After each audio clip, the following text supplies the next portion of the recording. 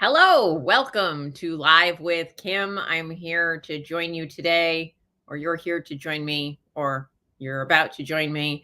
I'm here on, I'm using StreamYard, so it's putting it in multiple places. But wherever you're coming in from, please make a comment. Please say hey, so that I know you're here. And if you haven't subscribed to the channel on YouTube, or you haven't liked the stream on Facebook, or those things, I would appreciate a follow and a share and tell people what's happening, because I think there needs to be more voices in the world talking about important things. And what are we talking about? We're talking about health, wellness, diet, all that good stuff. So we can talk about keto, low carb, blood tests, the weather. I don't know. I realize I talk about the weather at the start of all of these, so let's not do that this time. Maybe, unless you want to, if you're like, hey, I don't have the weather channel. Hey, Tommy. Good to, oh, Tammy. Now, the other thing is I don't have my glasses on. So there you go. Tammy. And I'm glad to be here with you today. I just made a call. I just decided to set up a haircut. I was like, grow it out. It's irritating, the hair. So we're getting a haircut in a couple of weeks. So that's going to happen. My haircuts are hard to schedule because my hairdresser lives in Costa Rica. Strange, but true. And he this is like cost of living craziness, right? He's a hairdresser from the Bay Area, and he has a wife and 2 kids, and they moved to Costa Rica, and he can live very nicely in Costa Rica with his wife and kids near the beach, lots of nice amenities, wonderful, easy life. And he flies back and forth every 6 weeks, I think, does haircuts for a week and flies back. So 1 week out of 6-ish, he's working here. And that is a much more affordable life, including all the airplane tickets, than living in the Bay Area, cutting hair full time. So cost of living very different in different places in the world. I saw today, I go from weather to cost of living. It's exciting. I saw today somebody said like the down payment on a house in one part, I don't remember the other part of the country, but it was somewhere in the Midwest, you need like $10,000 for a down payment on the average home. And then it said in San Jose, California, which is about 45 minutes for me, it said you need, it was $250,000 for the down payment on the average home price. Anyway, so I was like, yeah, things are different in different places for sure. Anyway, how's it going out there? What would people like to talk about today? We can talk about whatever your little heart desires. I'll give a little update on my own kind of weight loss journey, which is my computer is turning, which is that I'm down about 11 pounds at this point. I'm thinking 20 is my goal. We'll see where I end up. Always a question mark. It's going fairly well. I'm really struggling to post on Instagram about anything because I realized how much of my Instagram posts were about food and how boring my food has become. So that's something I have to work on. It's sort of challenging to talk about weight loss like over time. Like, it's not challenging to talk about what causes it, how it happens, all that kind of stuff. But like, I am like, these people that have channels where they're documenting their weight loss journey, it's like watching paint dry. I mean, nothing is happening day to day. It's just, another day, another dollar, just keep on going with what you know how to do. I guess it was more exciting at the beginning. Now it's just like, all right, I just kind of keep my head down, do the things. I'm drinking a passion tea, the Tazo tea. I make it at home. They sell it at Starbucks, but it's pretty easy to make tea. I actually just make it by putting tea bags in cold water and sticking them in the fridge, and then I have iced tea. You don't even have to heat water. So the weight loss, it's mostly around managing my hunger, getting my steps in, eating the kinds of foods that are kind of boring and keeping things going. Pretty common meals that I've had would be like, I do a lot of either cauliflower rice or what is the thing I'm thinking of? Not me. I don't use the Miracle Noodle brand anymore. I don't have a problem with it, but I found one I like a little better. It's called skinny pasta.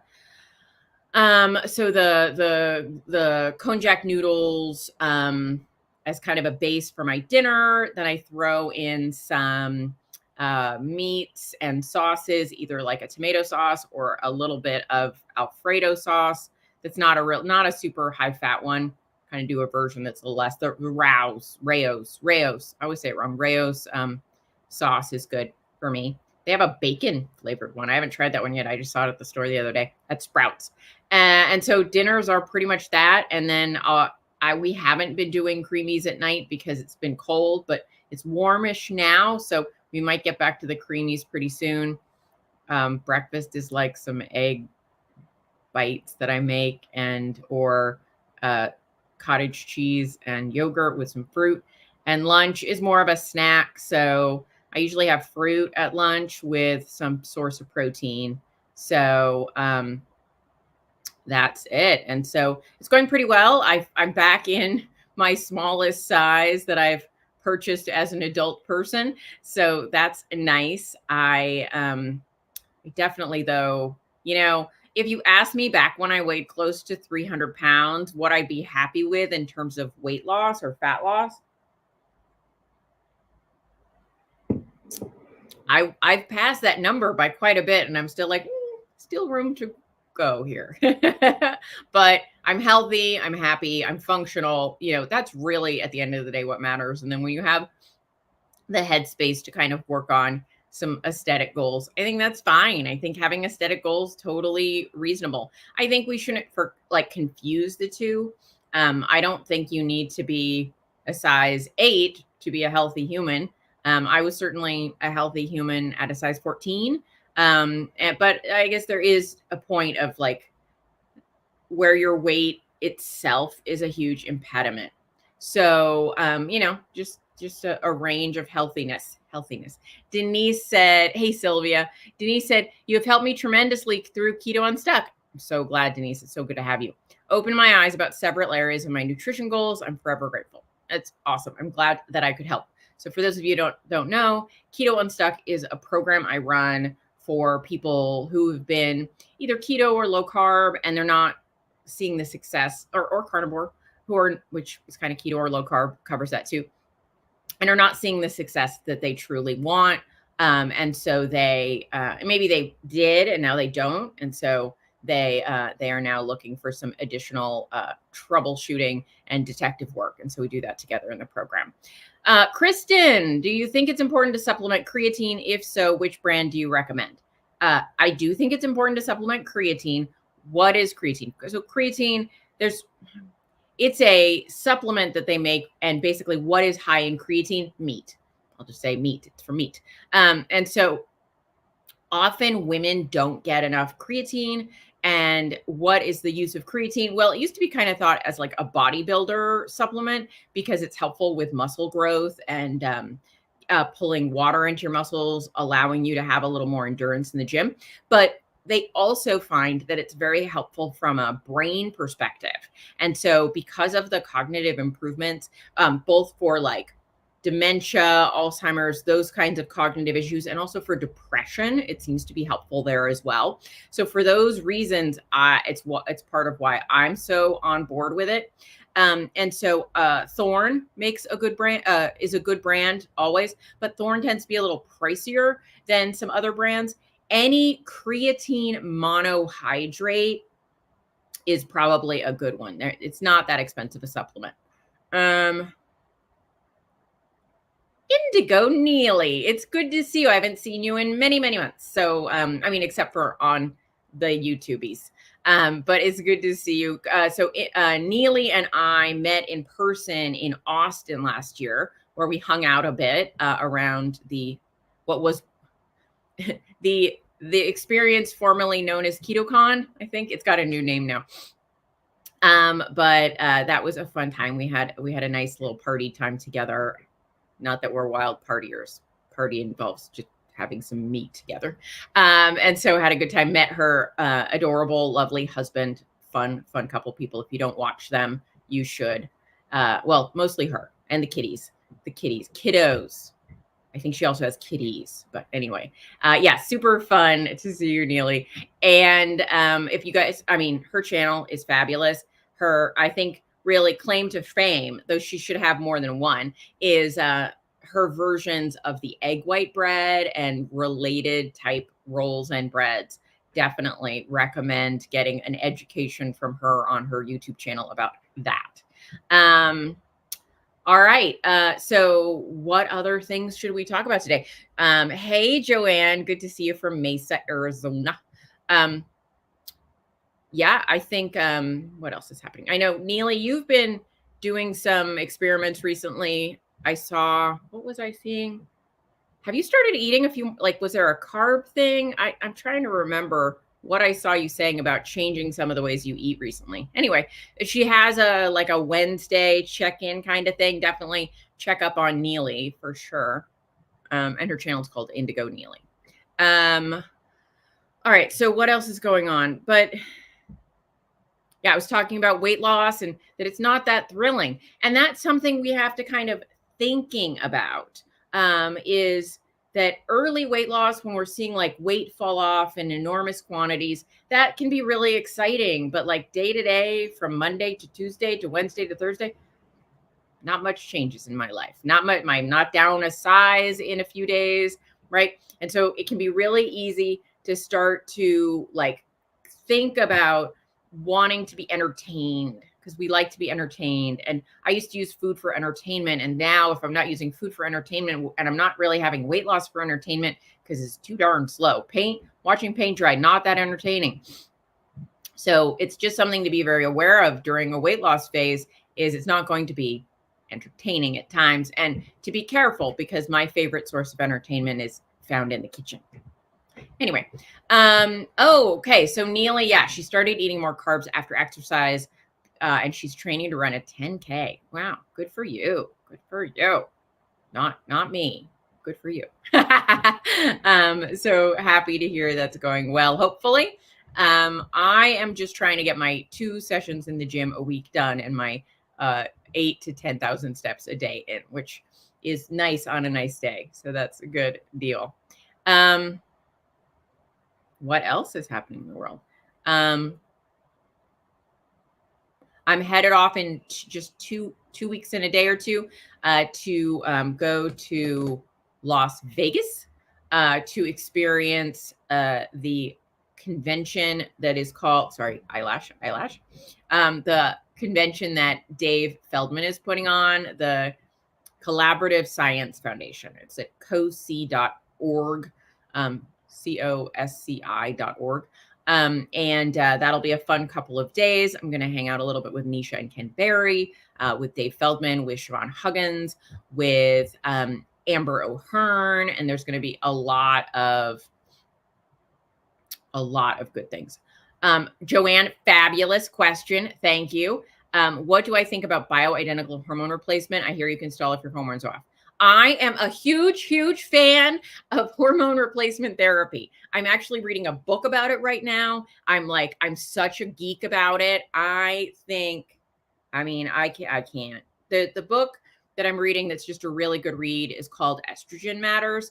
And I'm not through it yet. And I'm not reading it so much to get like advice about estrogen things, but it tells the story of how people got turned off about hormone replacement therapy in my mom's generation. So my mom is 80. So like when she was approaching menopause, which would have been the late 90s, all of a sudden, or maybe early 2000s. Anyway, all of a sudden, a lot of information was in the news about the risks of hormone replacement therapy. And I went back and I looked at, or they went back, sorry, and looked at, why. And this book is about that. And essentially it was a setup. author of the study was like, I don't like that so many people are taking hormone replacement therapy. I think less people should take it. And so he basically designed a study and did some nefarious things to prove it was bad for you. And the number of women dropped that were taking hormone replacement therapy at that point dropped by 75%. And that is just, it's criminal to me. I just think it is another example of how women have been medically mistreated through time. And not to get on my soapbox, but I have very strong feelings. Do I have a problem if somebody decides not to take it? No, I do not have a problem if you make a decision not to take it. But I think to tell women it's bad for them is just criminal. And are there certain things you have to be aware of? Are there risks with any kind of supplementation or medication? Yes. But I think that the larger question you have to ask yourself is, are the risks of treating more than the risks of not treating, right? Like what is the risk of not treating my cancer, right? Like chemo, I'm not saying that hormones are like chemotherapy, but like as an example, right? Treating cancer has risks, not treating cancer has risks. Every decision you have to make to do something or not do something, there are things you have to weigh. And there's going to be people with specific reasons that it might not be good for them. But there's a lot of misinformation, and doctors have absorbed a lot of misinformation about hormone replacement therapy. So that's my soapbox. I think more people should be on hormone replacement therapy. It's not just hot flashes. My mom, by the way, suffered from hot flashes for 15 years. It's not like a year or two. And she decided not to take hormone replacement therapy because of these studies, because of the news. She did not read the studies, because of the news reports that came out talking about this study and these fraudulent results. They're not fraudulent in that they invented the results, but there's something called basically like data mining. They like massage the results so that they get it to say what they want. It's a little shady. Anyway, so like as an example, the authors of this study called the study off. So it was like 3 years into the study, and they said, "Oh, look, people if we compare the treatment group to the non-treatment group, the non-treatment group is doing a little bit better than the treatment group in terms of like new cancers, breast cancer specifically. So the non-treatment group had less breast cancer than the treatment group. But and that's at year 3. So when they were like, that doesn't make sense. And they reported it as 26%. It was one person in like 10,000. How that's 26%? Massage the numbers with relative risk. Well, but then they said, well, but wait, the treatment group to the group on hormone replacement therapy, they don't seem to have more cancer than the general population. What had happened was they didn't leave people out of the non-treatment arm, the placebo arm, who had used the hormones previously. So they found there was actually a protective effect if you were on hormones for a number of years, and then when you came off it, you were somewhat protected. So the placebo group, the reason that the treatment group looked worse than the placebo group is the placebo group looked better than the rest of the population at year 3. And they're like, end the study. Now, the number comparing the groups did not fall in the number that was statistically significant. It failed the test to be statistically significant. But they still said, we're going to call off the study. Because remember, the author of the study didn't like HRT. 3 people out of the group putting the study together were like, yeah, let's end the study. No, the rest of the study, they got blindsided. All the other people involved, they were like, wait, no. And they were like, too late. We already announced it. So, so at year 3, though, the placebo group was healthier in terms of did they have breast cancer or not. The placebo group had less breast cancer than the treatment group. At year 5 and 6, no difference. So if they just continued with the study, they would have said, oh, it was like a blip, right? It was like up front. It's a little bit of a blip. This number there was one more person who got breast cancer in this group. But when we go long enough on a study, they were like, oh, we went another couple of years and that difference disappeared. So it was just tomfoolery is what it was. And anyway, so I think that's, sorry if I'm boring people. I was like, that is fascinating to me. So I'm definitely like, it's not just hot flashes. It's, so get hormone replacement therapy. Estrogen especially protects your brain from, I mean, like when I say protects, I don't mean you can't get Alzheimer's if you are on estrogen therapy, but it reduces your risk of Alzheimer's, heart disease. It actually reduces your risk of breast cancer, certainly from dying from breast cancer. It reduces your risk of heart disease 7 times the death of, so it was like a 50% reduction in heart disease among people treating, and heart disease kills 7 times as many women as breast cancer, right? So like all these important things. And so it's not just about like not getting hot flashes, which suck and nobody wants hot flashes, but also your metabolism slows down. You get loss of muscle mass, loss of bone mass, you become osteoporotic. So all these things, I'm 100% behind it. So you're saying it's hard to find a good doctor who understands them. Absolutely. There are a few services I've heard of, which are like telemedicine. Marie Claire Haver, I think, Haver. She's got an upcoming book about menopause. It's not out yet, but on her website, she's got a couple of services where they can work with you remotely. And apparently they take insurance, even these services. So if you go look at Marie Claire Haver, she wrote the Galveston diet. If you need to confirm it's her, she's black hair, glasses. She has some resources on her website if you need to find a service because your doctor doesn't know what they're talking about. So what I understand, Kristen, is absolutely you want to be on bioidentical hormones. However, when I talk to my OBGYN about it, she's like, most of us do bioidentical hormones these days. So, yeah, so it's apparently much more common than it used to be. And so she's a good resource.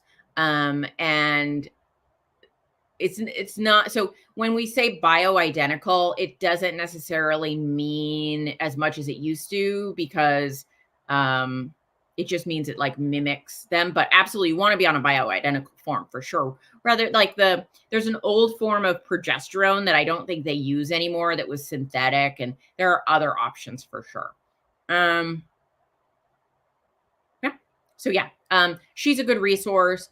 And hopefully your doctor can help you. If your doctor doesn't give you good information, by the way, right? Perimenopause, which I'm certainly in, and many of you might be in, it's like the 10 years before menopause, basically. Like you're basically in intermittent menopause when you're in perimenopause. So a lot of doctors won't even take your issues seriously if you're not menopause. They define menopause is defined as going a full year, 12 months without a menstrual cycle, without getting a period. And that's a long time, right? And you might be experiencing like symptoms of fluctuating hormones 10 years before that. So I would say treat early.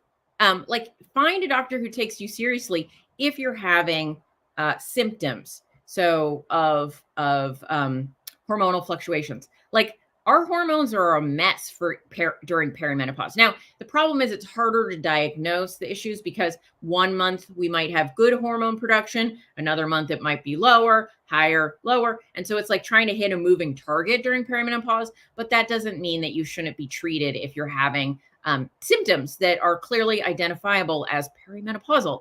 A huge one is depression. So, if you fall into a pit and you're like, why am I in this pit? Why am I in this hole? Why do I feel cloudy and foggy and my brain isn't working very well and I don't feel very happy anymore and I don't understand why? Maybe perimenopause. It may be hormonal fluctuations. So I'm just a big advocate for hormone replacement therapy, for sure.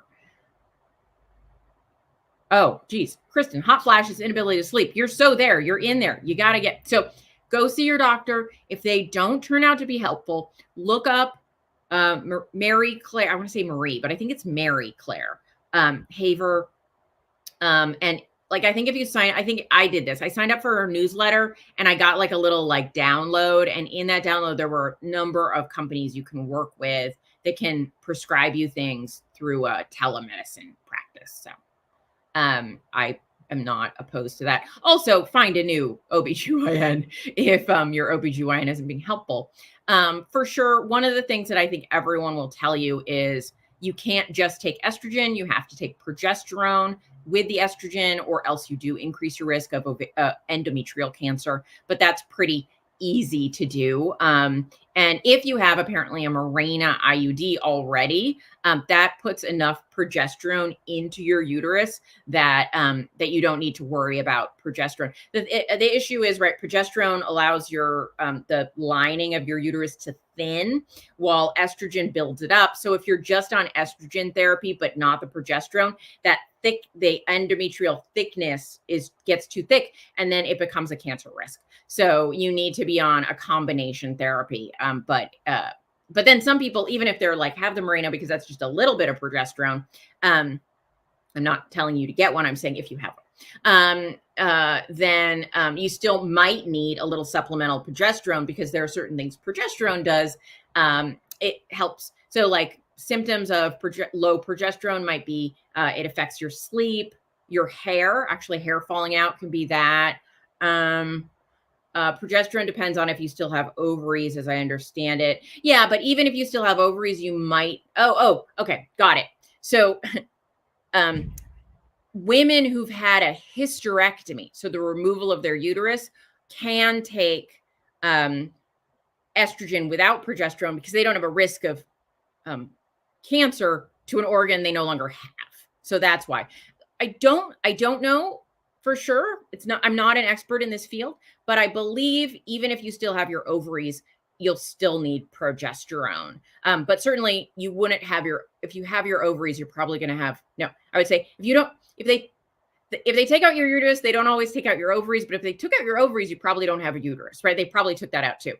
By the way, this is something that most people don't know. They often, if you have a hysterectomy where they take out your uterus, they always say, often they'll say, well, let's leave in the ovaries if there's not a problem with the ovaries, because that helps you continue to make all these hormones.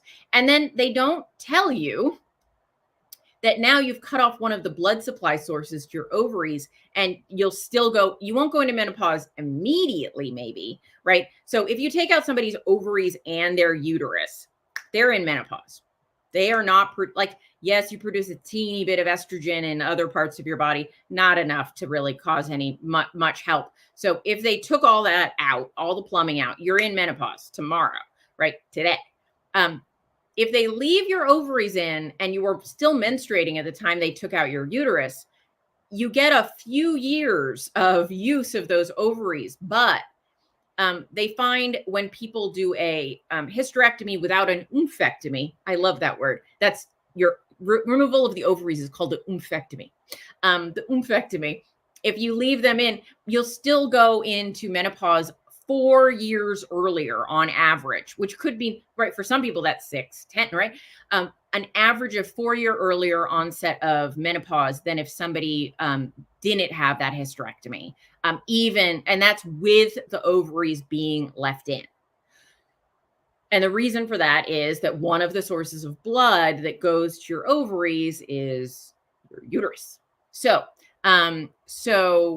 a lot of times when people leave in their ovaries after a hysterectomy, they're like, I'm good, I'm fine for quite a number of years until I have to deal with menopause. They find these people are hitting menopause a lot faster than they would be without having their uterus removed. Not saying not to have your uterus removed. If something is wrong with your uterus and you need to have your uterus removed, then you need to do that. But you need to be aware you're probably going to enter menopause pretty soon if you're a little older. So there you go on some of that. Definitely something all of us, if you are over the age of 25, you need to start being aware of these issues. Some people get menopause can start for some people much earlier than you would imagine. And so, and if perimenopause is on average, those earlier 10 years of your life, I mean, if I think the average age of menopause is like 51, that means like as soon as you hit your 40s, you're potentially in perimenopause. So, there you go. Yeah, that was a soapbox moment for sure. What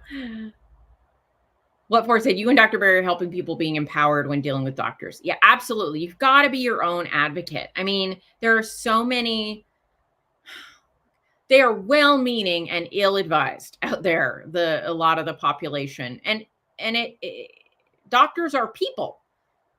People often will listen to headlines before they learn more about the topic. And not all doctors are in-depth studying every area of medicine. And so we live in a society where we are fabulous. Our medical system is fabulous at dealing with acute issues. If I break my arm, need a doctor right now, right? If I have cancer, if something is going on where like there is an emergency and I need it dealt with, yeah. The American medical system is great at dealing with that kind of stuff. We're horrible at preventative care.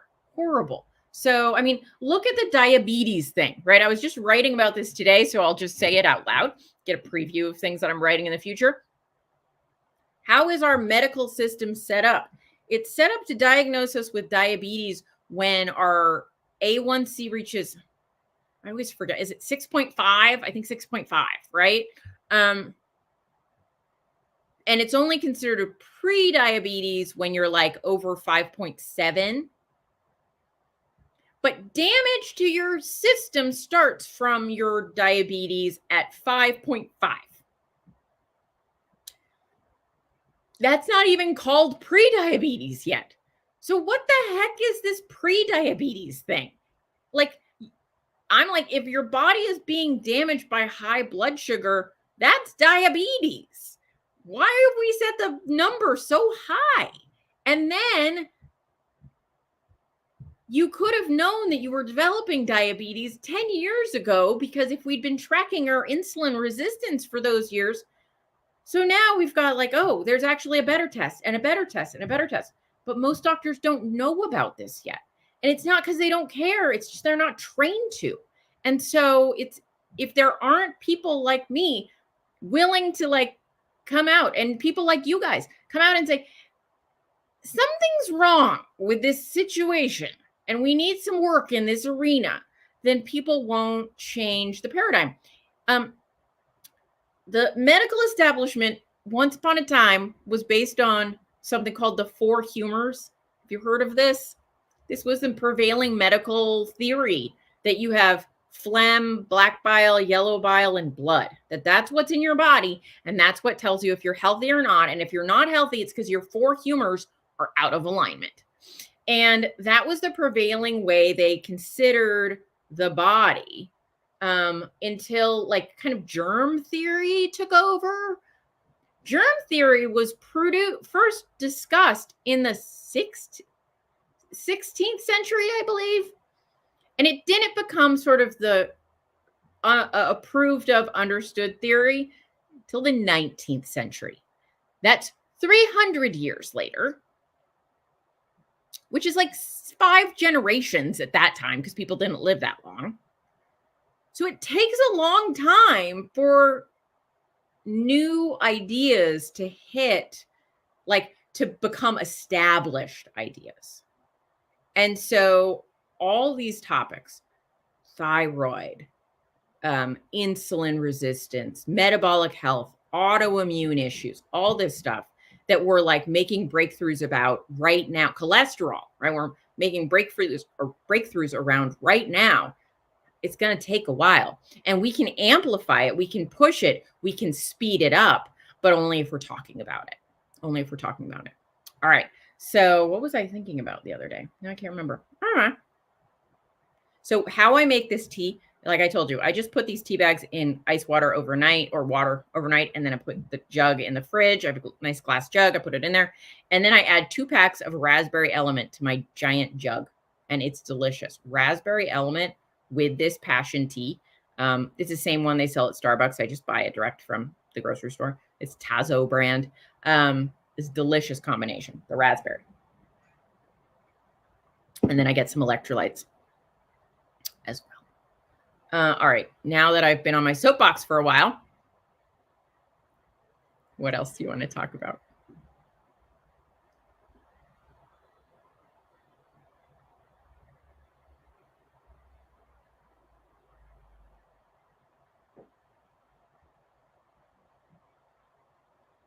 I'm just going to stare at the screen. That's all I got. I'm like, my brain just got empty because I was just ranting about this topic. And now I'm like, I don't know what I was talking about. Think, Kim. What else? Blood lab. I'm like, what else do I talk about in the world? Blood labs, and I'm writing a bunch of stuff to update with just a longer version of the labs book. So that's stuff I'm working on. Oh, if you have hey, Magic Beans, do you have questions? Do you have things? If you could whisper in like a little birdie in my ear, what are there other things or better explanations for things that you want in about labs that you don't know, that you would like more of, like stories, history? Oh, like here's an interesting one. Have you ever wondered why women are so much more likely to get autoimmune issues than men? Does anyone know the answer? Oh, Joanne, I was talking about my upcoming travel, so I'll leave that one out and see if anyone comes in with the answer. Yeah, I'm on my way in 2 weeks to Las Vegas, where I'm going to go to the COSI, the Collaborative Science Conference. There's going to be a lot of stuff about cholesterol going on, lipids going on there. That's going to be super fun, and hang out a little bit at the pool, maybe get a little bit of sun on my body, and enjoy some time doing that, talking some biz stuff, talking some science stuff. So it's going to be super fun. Dave Feldman and Siobhan run both Cholesterol Code, but also Own Your Labs. So a place you can go and get your labs ordered directly. Julia, stress. Okay, that's something great to talk about for sure. And you think women get more autoimmune issues because of stress? That is probably likely. Can I talk about loose skin after weight loss? Sure, I will talk about that in a second. So I'll cut to the chase. So it appears that your tendency towards autoimmune issues is carried on the X chromosome. Women have 2, men have 1. So we got more of the type of genetic material where those kinds of issues are carried. So that's why, or part of why. It's a multifactorial disease, right? But that's one of the reasons we're just more prone to them. All right, let's see. Karen, can you talk about loose skin after weight loss? 60 years, any tips to tighten it? So there are a lot of schools of thought around the loose skin. And my personal experience, view, all that is it's mostly genetic and age. So like I have a friend who lost 200 pounds. Now, some people will be like, hey, if you fast a lot, you won't have any loose skin. My friend who lost over 200 pounds fasted a lot and was super loose skinny. She got so much, and she was only like 35. She had a lot of loose skin. She had surgery, had it removed. She's super happy with the results. I would say almost every woman in her 60s has loose skin, even if she's never been particularly heavy. So I'm not so much in the camp that fasting may help a bit, but for the most part, I think learn to live with it or prepare to have surgery. Those are the main options for, or obviously, like if it's just a little bit loose, adding some muscle mass can help because it'll fill in the area under the skin. Like if you have a little bit of loose skin on your arm and you get bigger muscles on your arm, then that can help. But especially if your skin has stretched to the point it has stretch marks, the skin has degraded to that point where it's not going to retract for the most part. But genetically, some people have a lot of collagen in their skin. Some people just don't get the stretching the way others do. And so, and some people, their skin retracts really well. So there looks like mostly it's your genetics. Like, did your mom have a lot of loose skin? Is that, kind of stuff. So I don't have a lot of good news on that. Save your money. if it's going to bother you, get some Spanx. It'll be fine. You're healthier with the loose skin than you were with it filled with fat. And, but I don't put a lot of stock. I mean, sure, try a little bit of fasting, but not too much, because too much and you've got muscle loss. So, I would rather loose skin than being metabolically unhealthy. And I know you're not saying that you wouldn't. But for the most part, I don't think it's, I think mostly it's genetics and experience. I think if you lose the weight really fast, that can contribute to it. I think sometimes, after you've lost a bunch of weight, waiting a year or so before you make any decisions about what to do with your body, might help. It does improve slightly over time. But if you have lost hundreds of pounds and you're in your 60s, I would just say if you don't have a lot of loose skin, you are the rare person. Maria, how do I feel about semaglutide? How does it do with keto? This is a big topic, so I'll answer. I think that for some people, it is a good option. I'm just going to go out on the record and say there are some people that just struggle so much that it might be a good option for them. People who have like constant intrusive food noise in their head, and therapy hasn't fixed it, and everything they've done hasn't fixed it, and they can't stop certain behaviors, and they've tried all the other things, if it helps them, I think that's maybe somebody who might need it. It certainly can help with people who have diabetes, for sure. It's a definitely very effective method of controlling blood sugars for a lot of people. In terms of, though, most people, my biggest issues are, just like I talked about before, every drug has potential side effects, and you have to weigh the potential side effects against the potential benefit. So let's say you are 300 pounds, you have heart disease, you have all these health problems. Then you're like, okay, well, the risks are much less than the risks of taking the drug, if it's going to fix those issues, are worth it for me, right? Because these are big health issues I'm facing. If somebody's like already, they're just trying to keep off the last 10 pounds that they don't want to wear on their body, sort of aesthetically, but you're really healthy, well, then I would say maybe that the possible complications might start to outweigh the possible benefits. That being said, I think, for a lot of people, if you go keto, you go carnivore, you work on your mindset, you get some therapy, you do all these kinds of things, you may not need it. But I don't want to be one of the people out there shaming people for making health decisions that they enter into thoughtfully with their eyes open. And do I think there are probably some people that it's a benefit for them to take it? Yes. I think that I'm glad that it exists.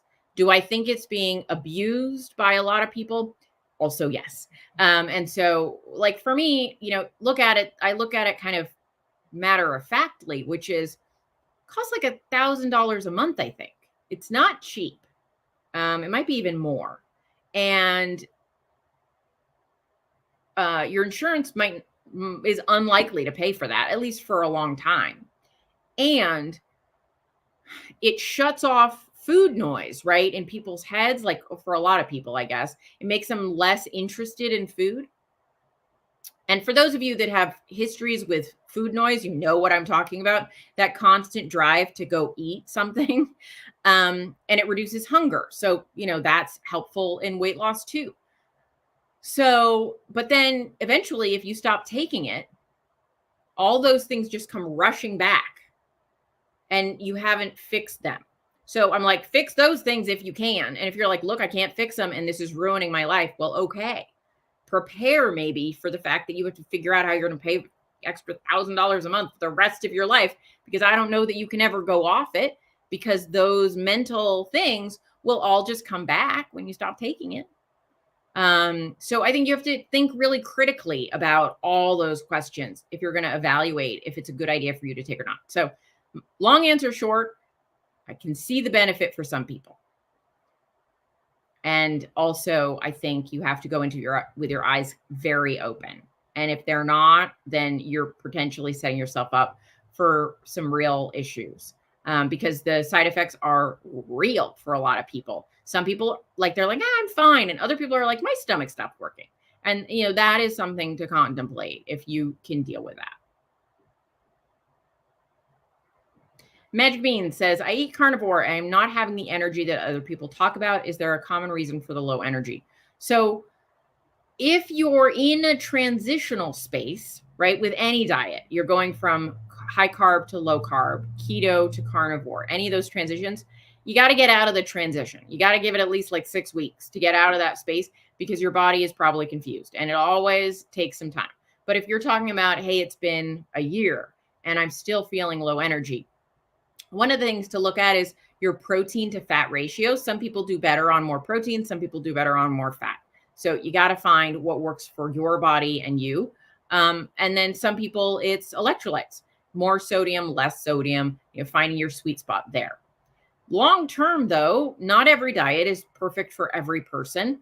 And you might not want to be carnivore, and you might do better with adding in a few other things. And I would say experiment and see, if you're like, hey, I love carnivore for 20 reasons and there's one thing, all right, let's try and stay carnivore and fix that one thing, right? And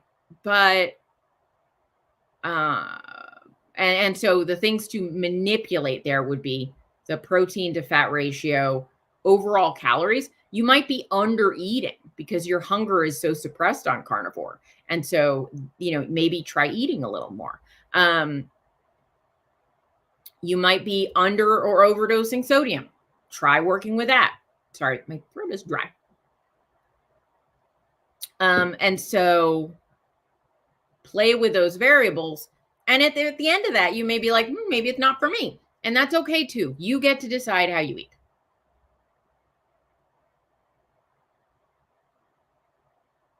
All right, guys. So that is what we're going to end with tonight. Thank you for joining me. I appreciate all of you. I take requests if you want me to talk about anything.